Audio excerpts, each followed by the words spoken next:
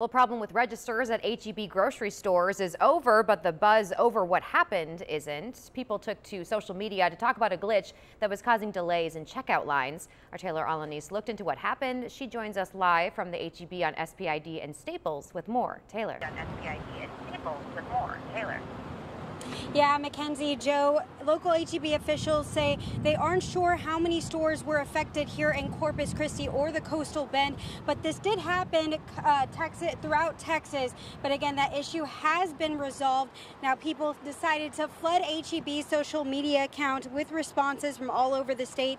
The grocery giant replying, quote, "Thank you for taking the time to reach out to us. We apologize for this inconvenience. Some of our stores are experiencing an unexpected delay at the check stand due to a system update. Stores experiencing a delay will be back online shortly," end quote. And we were told that full glitch was about 30 minutes long. While people were waiting in line, they were quick to take a few pictures of their dilemma. At Maker Mama on Twitter posted this pic of an H-E-B partner handing out cookies while people anxiously awaited for systems to come back up. Other people took the chance to make light of the situation, like this person who says Texas right now because H-E-Bs are down.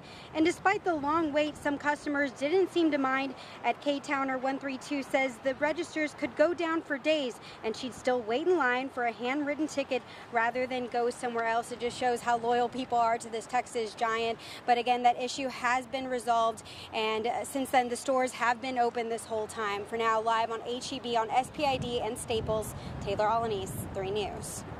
Okay, thank you, Taylor.